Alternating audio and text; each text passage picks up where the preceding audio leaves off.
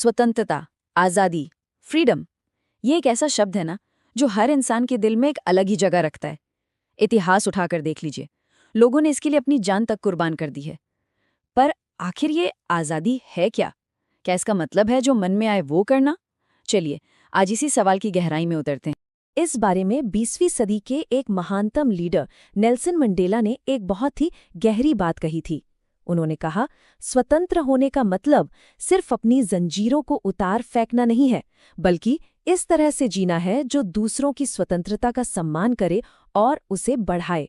सुनने में तो ये बहुत अच्छा लगता है ना, लेकिन सोचिए हमारी रोजमर्रा की जिंदगी में इसका असल में मतलब क्या है? क्या हमारी आज़ादी की भी कोई सीमा होनी चाहिए? देखिए, किसी भी बड़े विचार को समझने का सबसे अच्छा तरीका होता है उन लोगों की कहानियों को जानना जिन्होंने उसके लिए संघर्ष किया हो। तो चलिए, स्वतंत्रता की इस लंबी और मुश्किल यात्रा पर एक नज़र डालते हैं। जैसा कि उनकी आत्मकथा लॉन्ग वॉक टू फ्रीडम में पता चलता है, नेल्सन मंडेला ने अपनी जिंदगी के 27 साल जेल में बिता दिए। और ये संघर्ष सिर्फ उनकी अपनी आज़ादी के लिए नहीं था। नहीं, ये दक्षिण अफ्रीका के हर इंसान, काले, गोरे, सभी की आज़ादी के लिए था। जब किसी समाज पर दमन का, जुल्म का बोझ पड़ता है ना, तो उसका असर सिर्फ एक पीढ़ी पर नहीं, बल्कि आने वाली कई पीढ़ियों पर होता है। ये सिर्फ कोई शारीरिक बंधन नहीं होता, बल्कि एक मानसिक बोझ बन जाता है। और इसीलिए स्वतंत्रता का संघर्ष एक कभी न खत्म होने वाली लड़ाई जैसा महसूस होता है। ऐसी ही एक और प्रेरणा देने वाली कहानी म्यांमार की आंग सान सूकी की है।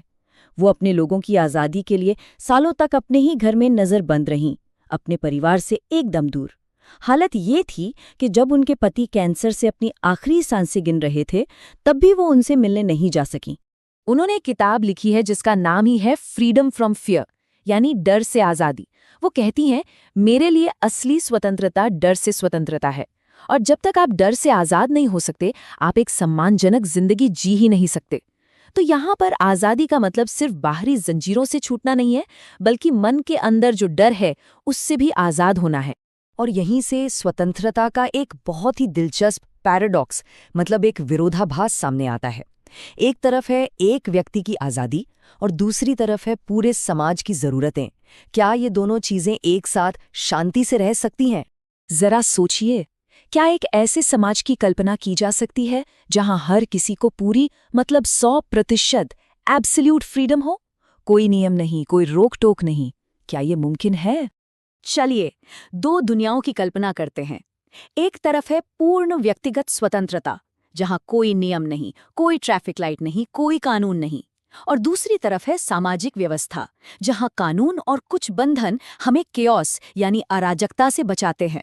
अगर कोई भी नियम नहीं होगा तो समाज में तो बस अफरा तफरी मच जाएगी। इसका सीधा मतलब है कि एक सभ्य और व्यवस्थित जीवन के लिए हमें कुछ बंधनों की जरूरत तो पड़ती ही है। तो फिर असली सवाल ये उठता है कि कौन से बंधन जरूरी हैं और कौन से गैर जरूरी। आखिर लाइन कहाँ खींची जाए?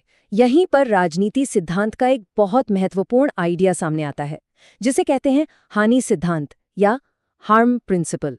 जॉन स्टीवर्ट मिल ने अपने मशहूर निबंध ऑन लिबर्टी में ये सिद्धांत दिया था।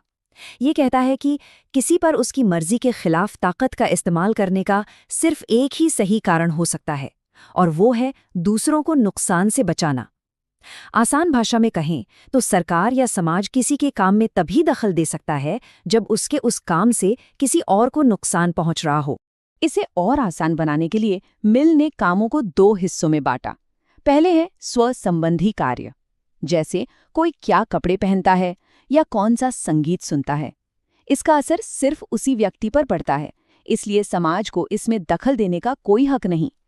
और दूसरे हैं अन्य संबंधी कार्य, जिनके नतीजे दूसरों पर भी होते हैं, जैसे सड़क पर तेज गाड़ी चलाना।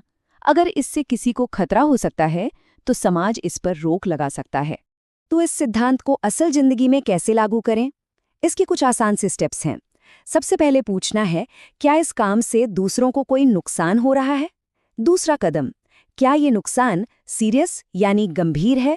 अगर जवाब हाँ है तो उस पर कानूनी तौर पर उचित प्रतिबंध लगाना सही हो सकता है। लेकिन अगर नुकसान बहुत मामूली है तो मिल का सुझाव है कि कानून का इस्तेमाल ना किया जाए, बल्कि सिर्फ सामाजिक तौर पर अपनी असहमति जताई जाए। बात यहीं खत्म नहीं होती। चले अब स्वतंत्रता को एक और नजरिए से देखते हैं। पॉलिटिकल थियोरी में इसके दो पहलू माने जाते हैं, एक है नकारात्मक और दूसरा है सकारात्मक स्वतंत्रता। सुनने में थोड़ा कॉम्प्लिकेटेड लगता है, पर है बहुत सिंपल। नकारात्मक स्वतंत्रता का मतलब है किसी चीज से स्वतंत्रता, यानी बाहरी बंधनों का ना होना। ये एक ऐसा पर्सनल स्पेस है जिसमें कोई दखल नहीं दे सकता और व्यक्ति अपना मालिक खुद होता है। वहीं सकारात्मक स्वतंत्रता का मतलब है कुछ करने के लिए स्वतंत्रता। ये उन हालातों पर जोर देती है जो किसी व्यक्ति को खुद को बेहतर बनाने के मौके देती हैं। तो ये नकारात्मक स्वतंत्रता क्या है? अरे, ये वो सारी चीजें हैं, जैसे किसी भी धर्म को मानने की आज़ादी, अपनी बात कहने की आज़ादी या अपने पर्सनल मामलों में अपनी पसंद चुनने की आज़ादी। मूल रूप से ये अकेले छोड़े जाने का अधिकार है। और दूसरी तरफ सकारात्मक स्वतंत्रता के लिए क्या चाहिए? अच्छी शिक्षा तक पहुंच, गुजारे के लिए जरूरी संसाधन यानी गरीबी का न होना, अच्छी स्वास्थ्य सेवा के मौके और देश के फैसलों में हिस्सा लेने की क्षमता। मतलब साफ है, सिर्फ आज़ाद होना काफ़ी नहीं है, उस आज़ादी का इस्तेमाल करने की काबिलियत और मौके भी होने चाहिए। अच्छा, अब तक हमने जो भी बातें की हैं, चलिए उसे एक बहुत ही रियल और फ्रैंकली कंट्रोवर्शियल मुद्दे पर लगाकर देखते हैं, बोलने की आज़ादी यानी अभिव्यक्ति की स्वतंत्रता पर। शायद वोल्टेयर का ये मशहूर कथन सबको याद होगा, हो सकता है मैं तुम्हारी बात से बिल्कुल सहमत न हूं, लेकिन मैं तुम्हारे बोलने के अधिकार की रक्षा मरते दम तक करूंगा। ये उस विचार की रक्षा करने की बात करता है जिससे हम नफरत करते हैं। लेकिन जैसा हम जानते हैं, इस आज़ादी को बार बार चैलेंज किया गया है।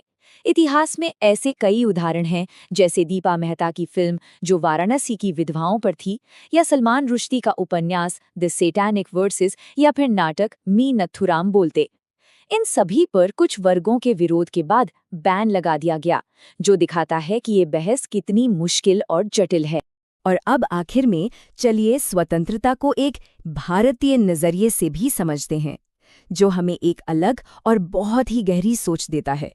ये शब्द है स्वराज। ये दो शब्दों से मिलकर बना है, स्व यानी अपना और राज यानी शासन। तो इसका मतलब सिर्फ स्वयं का शासन नहीं है, बल्कि स्वयं पर शासन भी है।